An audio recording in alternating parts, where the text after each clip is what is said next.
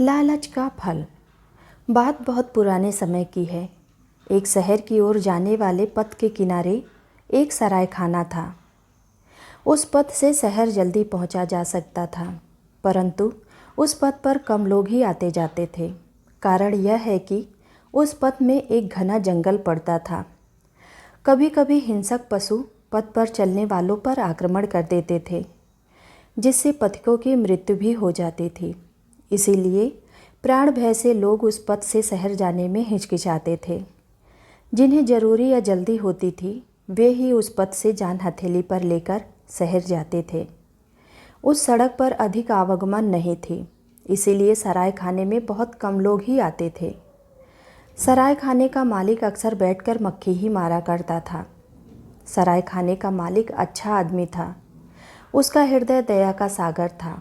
सराय खाने में आने वालों से वह बहुत अच्छा व्यवहार करता और उनके आदर सत्कार में कोई कमी नहीं करता था। सराय खाने में रहने खाने के उपरांत अगर किसी के पास पूरा पैसा नहीं होता, तब भी वह कभी उसके साथ खराब व्यवहार नहीं करता था। कुछ गरीब वहाँ आते थे। जब यह समय पर उचित पैसा नहीं दे पाते, तब सराय खाने का मालिक उनसे कुछ काम करवा लेता था। एक दिन एक पथिक सराय खाने में रहने के लिए आया। उसका नाम था सामवंत। वह जाति का कुम्हार था। मिट्टी की हांडी, कलसी इत्यादि बनाकर वह बेचा करता था। वह सराय खाने में आकर भोजन आदि कर रात में वहीं सो गया। सुबह लोग चलने से पहले सराय वाले को पैसे देते थे, परंतु उसके पास पैसे तो थे नहीं। सामवंत ने सुना था कि सराय वाला अत्यंत उदार व्यक्ति है। उसका कोई गुणगान करे तो वह बहुत खुश हो जाता है। तब रुपए पैसे के लिए जुल्म नहीं करता है। सुबह सराय से निकलने के समय सामवंत ने सराय वाले से कहा, सब लोग आपका गुणगान करते हैं। मैंने भी देखा है कि आप बहुत अच्छे आदमी हैं। ग्राहकों की सेवा अपने लोगों की तरह करते हैं। साधारणतः ऐसा कहीं नहीं देखा जाता है। आपको देने के लिए मेरे पास पैसे नहीं हैं, पर कुछ कम दामी मिट्टी के पात्र हैं, लेकिन उनसे आपका पैसा पूरा नहीं होगा। मेरे पास कुछ रंगीन खड़िया मिट्टी के टुकड़े हैं, वे सब मैं आपको दे सकता हूँ। सामवंत के मुख से अपनी प्रशंसा सुनकर सराय वाला मुग्ध हो गया। उसने कहा, मुझे इन सब चीज़ों की ज़रूरत नहीं है भाई। तुम्हारे पास पैसे नहीं तो क्या हुआ, तुम जा सकते हो। सामवंत ने कहा, रंगीन खड़िया मिट्टी आप रख ले, ये जादुई खड़िया मिट्टी है। बहुत अद्भुत कार्य होते हैं इसके द्वारा। यह कहकर उसने रंगीन खड़िया मिट्टी से दीवार पर एक पक्षी का चित्र बनाया।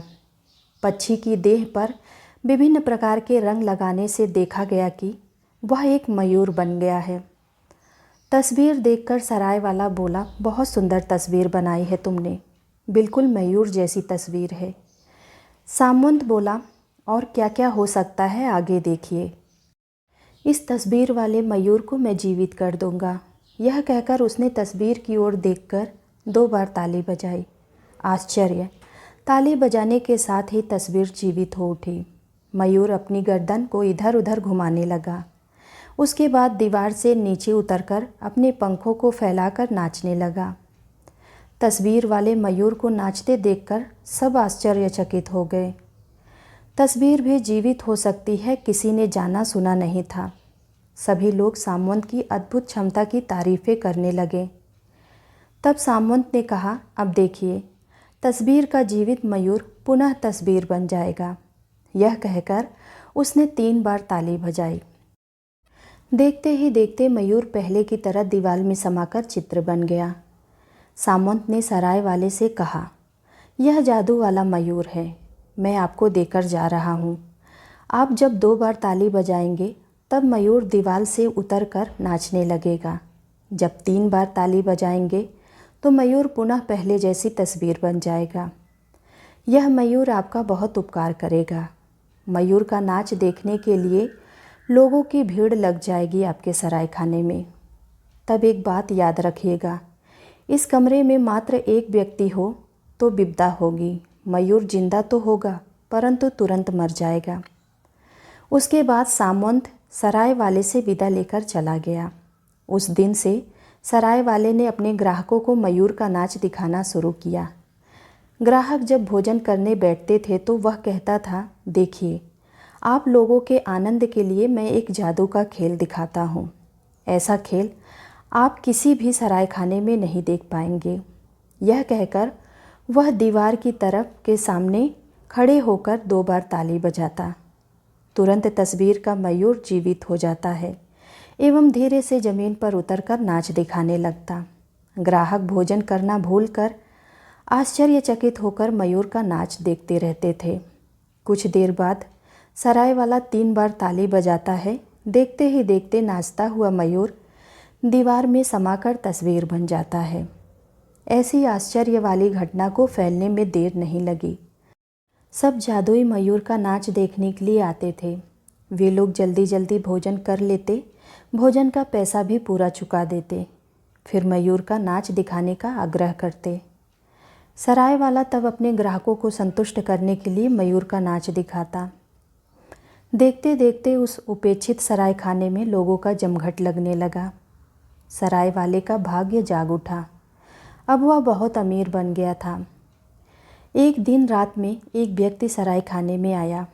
वह दूसरे देश का एक धनी व्यापारी था। उसने सराय वाले को कहा, मैंने सुना है कि तुम्हारे इस सराय खाने में एक जादू के मयूर का नाच होता है। क्या यह सच है? सराय वाले ने कहा, जी बिल्कुल सच है। व्यापारी बोला, मैं मयूर का नाच देखूंगा। इसके लिए मैं तुम्हें एक थैली सोने के मोहर दूंगा। सराय वाले ने कहा, आप थोड़ी देर प्रतीक्षा कीजिए और कुछ लोग आ जाएं तो एक साथ सबको नाच दिखा दूंगा। व्यापारी बोला, नहीं नहीं, कोई आदमी नहीं रहेगा। जादुई मयूर का नाच मैं अकेले देखना चाहता हूँ। यह लो सोने की मोहर की थैली। एक थैली सोने की मोहर पाकर सराय वाला बहुत खुश हो गया। कुम्हार सामंत की बातें उसे याद नहीं रहीं। उसने कहा, आप बैठिए, अभी आपको मयूर का नाच दिखाता हूँ। यह जो आप दीवार पर मयूर की तस्वीर देख रहे हैं, मैं उसे जिंदा कर दूँगा। उसके बाद वह घूम घूम कर नाच दिखाएगा। यह कहकर उसने 2 बार ताली बजाई। तभी तस्वीर वाला मयूर हिलने डुलने लगा, लेकिन वह कूदकर ज़मीन पर नहीं उतरा। ऐसा लग रहा था कि मानो हिलने डुलने में उसे बहुत कष्ट हो रहा हो। धीरे धीरे अत्यंत कष्टपूर्वक वह ज़मीन पर उतरा, परंतु नाच न सका। खड़े खड़े वह थर थर काँपने लगा।